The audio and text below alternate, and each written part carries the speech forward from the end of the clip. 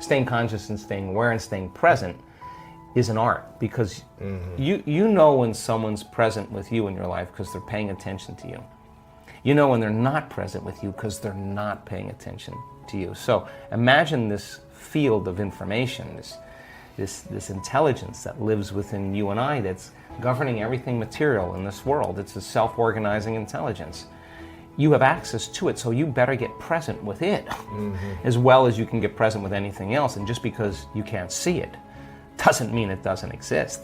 Right. That realm you can't experience with your senses. You can only experience with your awareness. So then people have to take their attention off their bodies and go from a somebody to a nobody. Take their attention off the people in their life and go from that they identify with and go from a someone to a no one. Take their attention off the things in their life, their cell phone, their computer, their car, and go from something to nothing. Take their attention off where they sleep, where they work, where they're sitting, and go from somewhere to nowhere.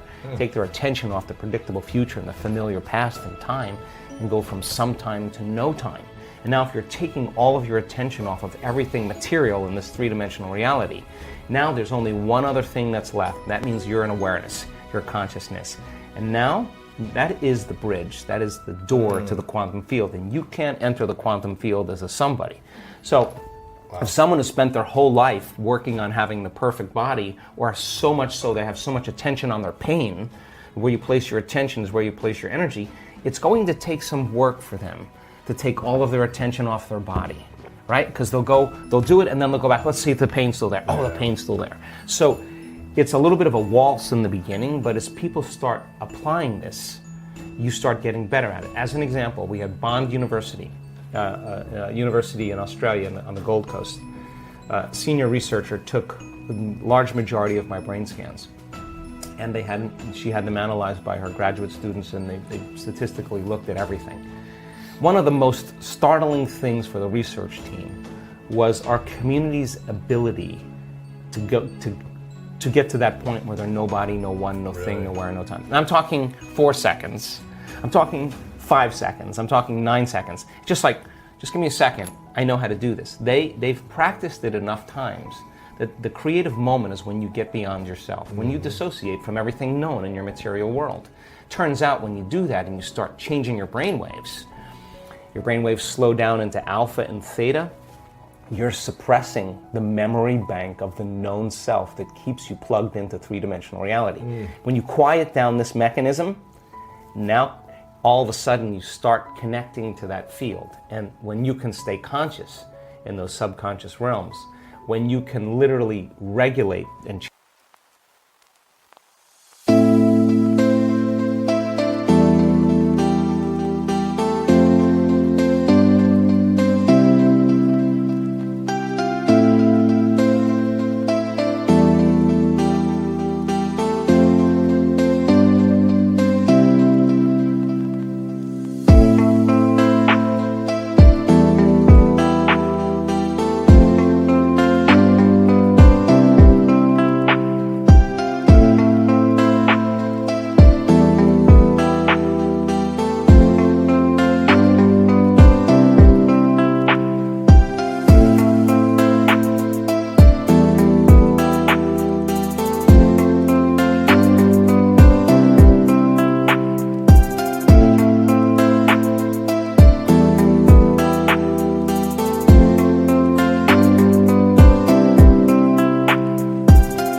brainwaves. Now you're in the operating system where you can make those significant changes. So we now know that when people apply the formula and they do that properly, now they're walking through that door where they're ready to create from it. In other words, you can't create from the known.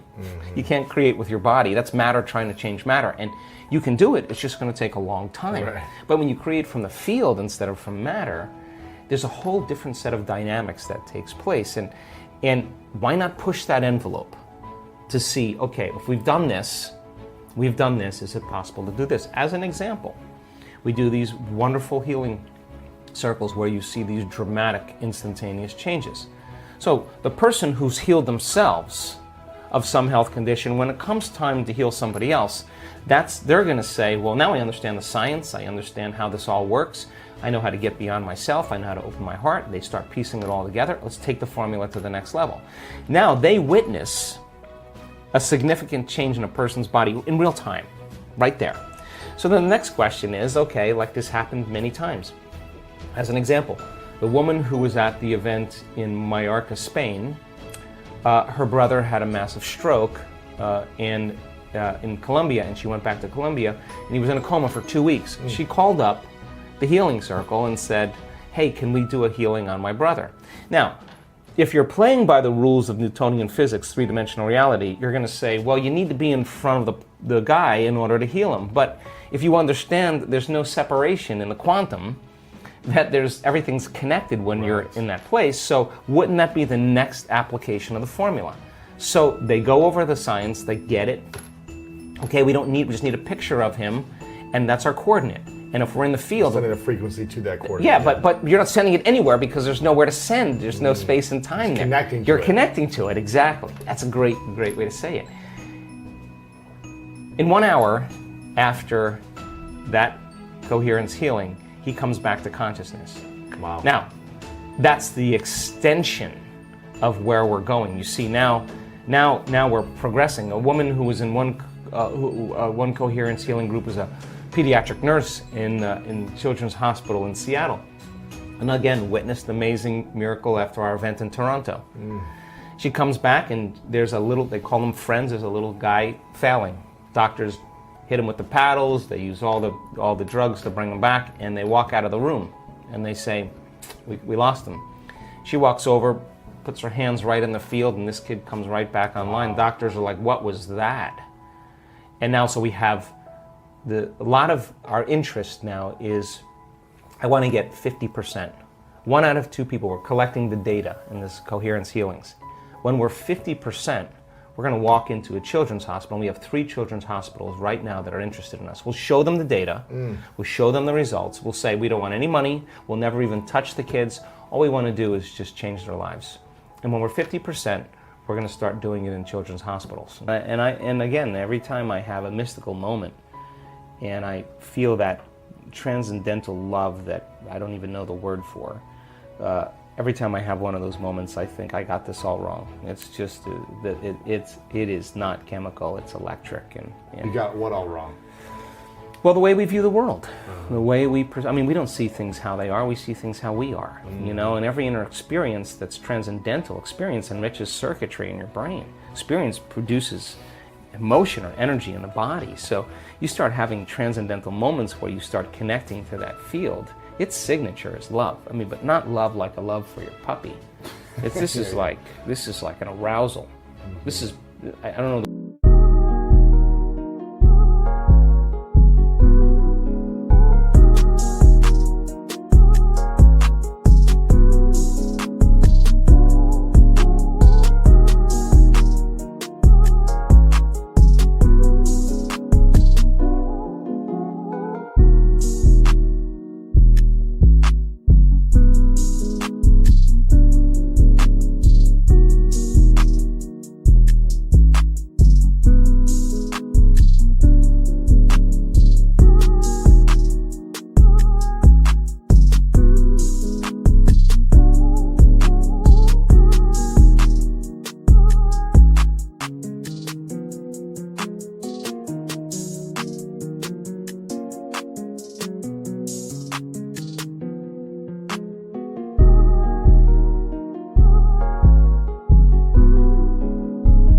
Other word but bliss. Spiritual arousal. So, yeah, and we have the evidence. We can say, oh, watch this person's brain.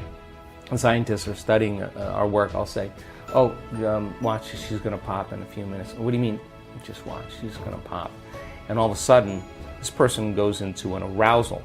The sympathetic nervous system is so switched on, but the arousal isn't like an arousal from the environment that produces anger, or aggression, or fear, or anxiety, or pain, or suffering. That's survival in the environment that produces the arousal. This arousal is coming from energy in the body that's moving up into the brain, and the arousal is bliss. The arousal is ecstasy. The arousal is freedom. Oof, yeah. But it's not chemical. It's you'll feel it in every single cell in your body. Now here's the outcome of that. The outcome of that is that when you open your eyes and some conditioning, some layer has been removed, your spectrum of the way the world looks broadens now, because now you're wired to perceive what's always existed, but you didn't have the circuits in place to perceive them. So then it's the inner experience that literally transforms our experience of the outer world. And so when you start having moments where you hit that kind of frequency, or you have those moments of love, you're less dependent on anyone to bring you happiness. You're okay. You can love the person for their flaws, because you can see a part of yourself you used to be that you no longer are. And instead of judgment, you have compassion, and you can encourage and communicate from a level of connection instead of intimidation or competition, or however relationships work. I do think that it's energy and vibration, and I think that in our community, at least, people who have relationships that are built from our community tend to be more long-lasting, because they're more self-aware. Yeah. And so there's no blame, there's no excuses, there's no make wrong, there's no competition, there's none of that. There's just, this is who I am, you know? And I think that the ultimate goal is when you reach the point in your life when how you appear to the world is who you really are. That level of transparency it takes no effort. Right. You can be yourself, and you know, people say to me, "Wow, you're pretty approachable," and I say, well, God, I work so hard every day on overcoming myself in the morning, overcoming my ego. Yeah. Why would I want to build it up the next day? Because I got to face that guy again tomorrow morning. Course. So why not just keep, you know, taking those edges and smoothing them down, so that you're less unconscious to all of those programs that are built in relationships. I hope you loved this amazing and inspiring speech by Dr. Joe Dispenza. I'm sure you'll be motivated to apply this advice to your life and find the courage to start making changes to step into your desired future. It's all about you. We are continuing with our daily practice of completing the inspiring quotes. In the previous video, we were looking for 2 words of Joe Dispenza's quote. The quote goes like this: to be empowered, to be free, to be unlimited, to be creative, to be genius, to be divine, that is who. And the correct answer is you are. So, to be empowered, to be free, to be unlimited, to be creative, to be genius, to be divine, that is who you are. Congratulations to everyone with the correct answer. Since I know you love Joe Dispenza, today's quote is also from Dr. Joe Dispenza. The last time many of you knew the right answer. Today's quote also shouldn't be difficult. We'll see. We are looking for 2 words, so the quote goes like this: same thoughts always lead to the same choices. Same choices lead to the same behaviors, and the same behaviors lead to... Write your answers in the comments below the video and tell me if you love this video and our new way of ending the videos. If you like this video, give your thumbs up and share it with your friends. Even if you're not sure what the correct answer is, try and guess. The first one with the correct answer is the winner. Don't forget to subscribe and hit that bell button, and don't miss any of the new videos and new challenges. If you really like what we do here and want to support us, you can join our channel and our community for a symbolic fee and gain many other additional features. You can do that by clicking the join button next to the subscribe button, or you can click on the link in the description of this video. Stay good and have a great day.